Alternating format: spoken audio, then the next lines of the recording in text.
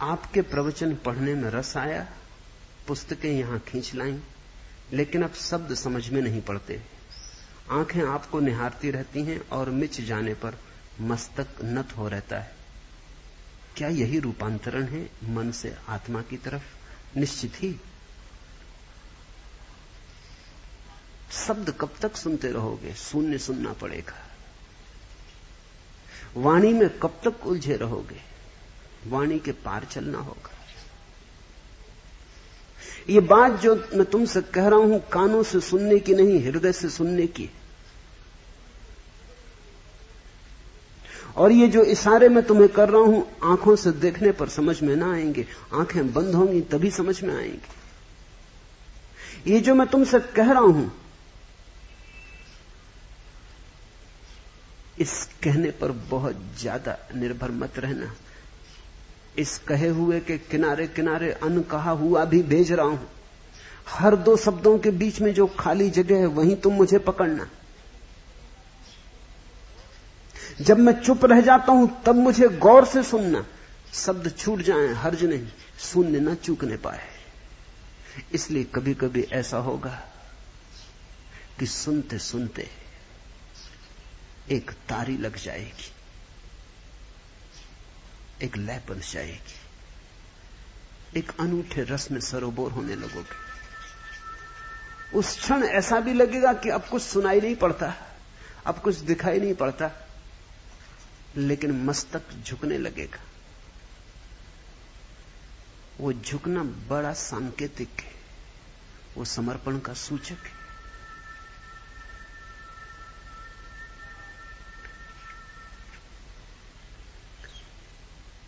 उसे तोड़ना मत, उस तंद्रा को हिलाना मत। वैसी तंद्रा समाधि की पहली झलक है। ये मत सोचना कि ये मैं क्या कर रहा हूं, सुनने आया था, सुनना तो चूका जा रहा है, देखने आया था, आंखें तो बंद हुई जा रही हैं। यहां जो देखने को है वो आंख बंद करके ही देखने को है, और यहां जो सुनने का है वो जब तुम झुकोगे तभी सुनाई पड़ेगा। तो मैंने जो कहा अगर वो याद भी ना रहे फिक्र मत करना, क्योंकि यहां हम कोई परीक्षा देने नहीं बैठे हैं किसी विश्वविद्यालय की कि मैंने जो कहा वो तुम्हें याद रहे। उसके नोट मत लेना, उसको मन में फिक्र मत करना। यहां तो कुछ और ही घट रहा है बोलने के बहाने। यहां तो बोलने के बहाने हृदय और हृदय का मेल बनाने की चेष्टा चल रही। ये बोलना तो ऐसे ही जैसे छोटे बच्चों को हम खिलौना दे देते हैं कि खेलो। बच्चे खिलौने के खेल में लग जाते तो शांत हो जाते, उपद्रव नहीं करते। ऐसा ही मेरा बोलना है, ये तो खिलौने हैं तुम्हारी बुद्धि को कि खेलो।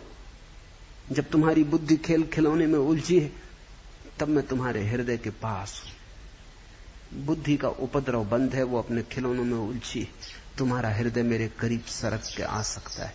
अगर ऐसा घटने लगे घटने देना, परिपूर्ण भाव से घटने देना, क्योंकि वही लक्ष्य है। अरबाबे जुनू पर फुरकत में अब क्या कहिए क्या क्या गुजरी। आए थे समादे उल्फत में, कुछ खो भी गए कुछ पा भी गए।